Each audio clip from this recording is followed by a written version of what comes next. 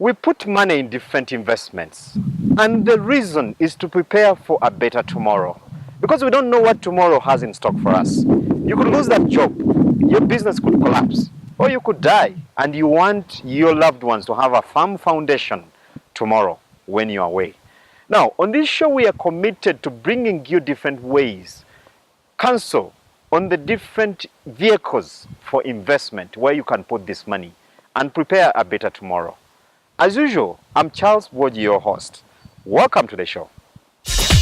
Coming up on the show, the challenges of businesses in Uganda. Is the terrain supportive enough? Making money through recycling plastic. Today's car and what it can do. To ban or not to ban Kavera, the debate is still raging on. Now, the most important thing is what options do we have if we are to retain the Kavera? That's what we're talking about in this segment.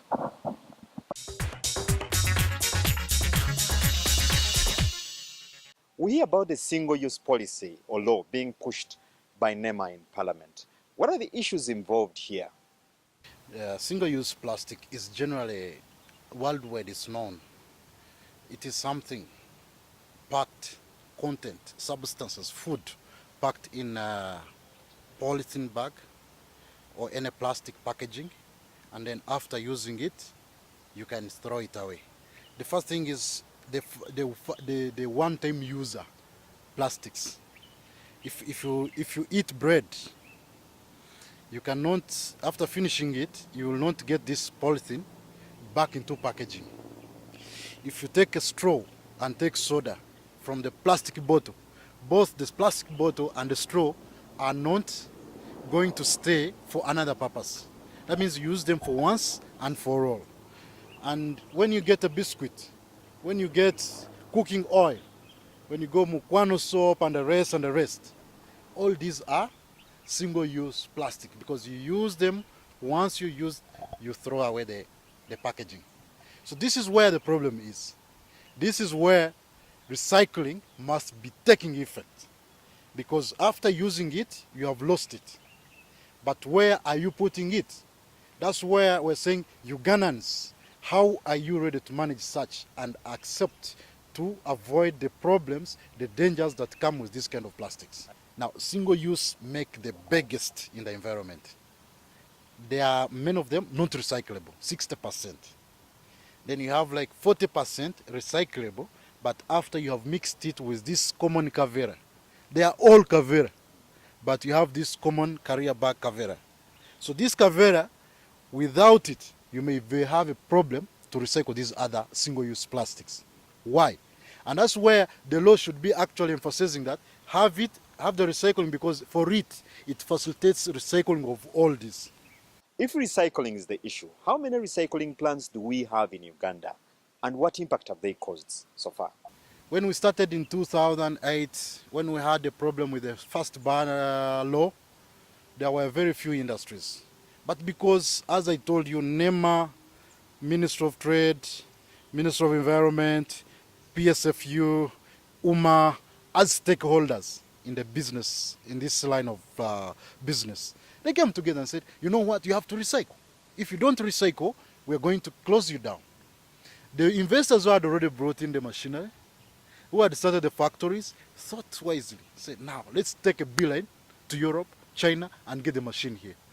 So today we are talking of 25 industries recycling, approximate total of all producing and recycling are 52.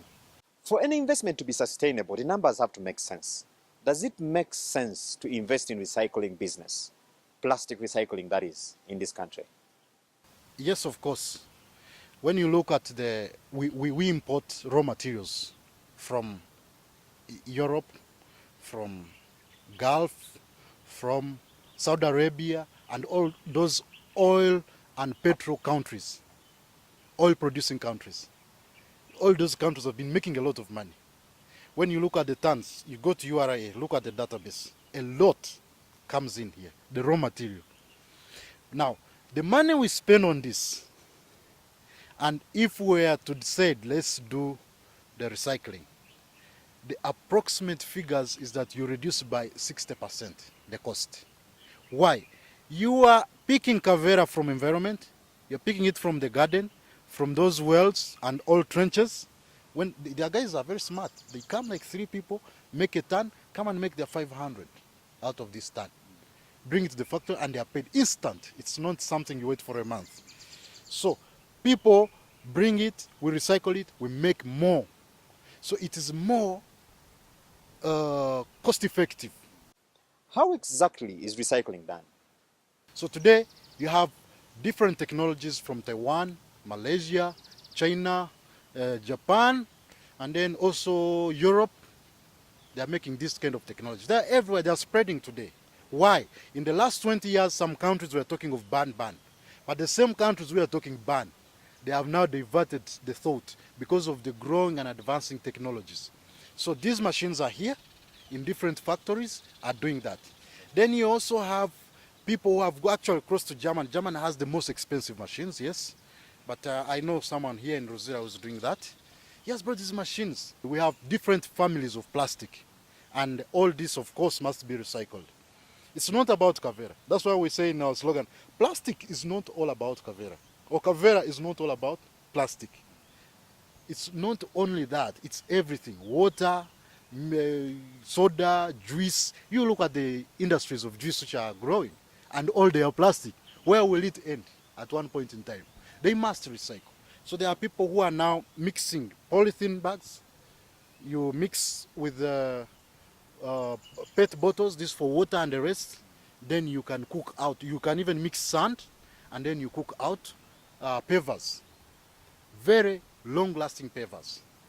The same scenario in India, it is working. You could do Google and see. They are making plastic roads. Someone has 100 kilometers from here up to Kabali, a road made out of plastic. Roof tiles. That's another separate technology. Roof tiles, pavers, they are doing also sealing. The other bit is another form of recycling is where actually KCCA was a partner, a client to Gentex. They were buying trench pipes to save this flooding in Kampala, whereby they can build the same pipes made out of Kavera and that mix of other plastic, and then you can direct the waters in Kampala. Thank you very much. It's been nice talking to you.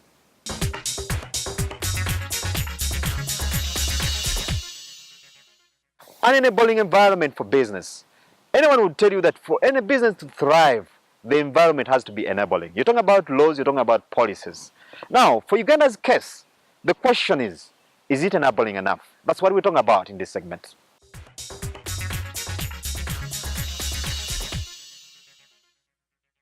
Uganda's economy is growing. Indeed, by June this year, the economy raced ahead of the 5.8% projection to close at 6.1% for 2017-2018. But there is a key question to this growth story. Our economy is growing. The question has been, and I'm glad to see Senior Samba Mugegwa, who was our national chairperson of the Planning Authority, the question, and he kept on raising this issue of inclusive growth. The economy is growing, but people are saying we don't have money in our pockets. While some Ugandans blame the business environment for this state of affairs, others look at the low business acumen among Uganda's business people as one of the factors responsible for the exclusion of Ugandans in this growth trajectory. We know this company for doing what? Delivering mail, isn't it? Today they deliver the beer in this country.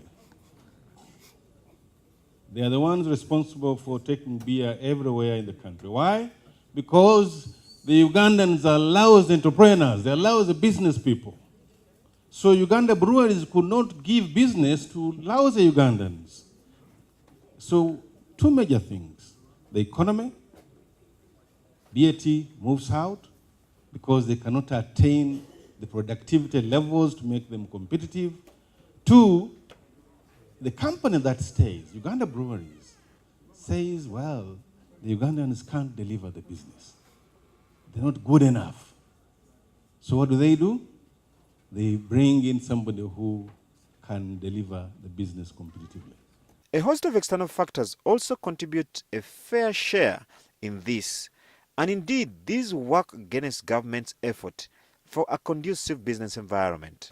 Most of you as economists know that interest rates are usually a few percentage points above inflation.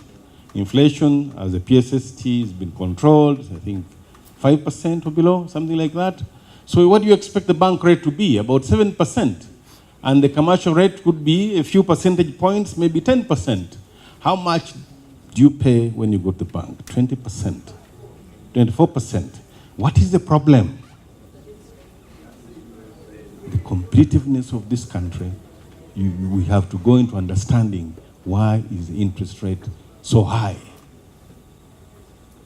The difference between what it should be and what it is a lack of competitiveness of this country.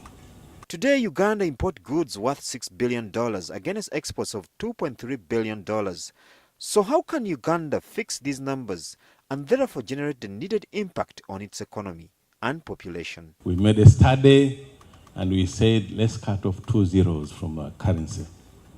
So we cut off 2 zeros and the exchange rate became 1 to 60 shillings. Since then, that is 1987, the exchange rate today is 3,700. That means we have nothing to sell. While Uganda is a highly entrepreneurial country, the quality of entrepreneurs remain poor, contributing little to the country's export docket, and also remain kept away from the competitive business space, even on the local scene. It is therefore not surprising that many Ugandans struggle to wrap their minds around the stated economic growth. When we talk about competitiveness, it is basically about two things. One is the ease with which we get to the market. And the second one is how we sustain this market. Now, it doesn't matter whichever business, whichever sector one is operating, it's about those two things. So it's about the timeliness to the market, it's about what you're taking there, and it's about the quality and standards that you're taking there. It's these that is going to help you maintain and sustain that market. We are pointing to several external and internal aspects of the farm, because the farm that ultimately is going to enter that market. It's not government, it's not the parliament, it's not anyone, but it's the farm. So how we facilitate and support this farm to enter that market matters. And I'm speaking to infrastructure, I'm speaking to regulation, I'm speaking to licensing, I'm speaking to the legislation, the laws that we must comply with, the tax regime. I'm speaking to the capacity to create and maintain standards. We'll now take a very short commercial break. Money and Markets continues. Don't go away.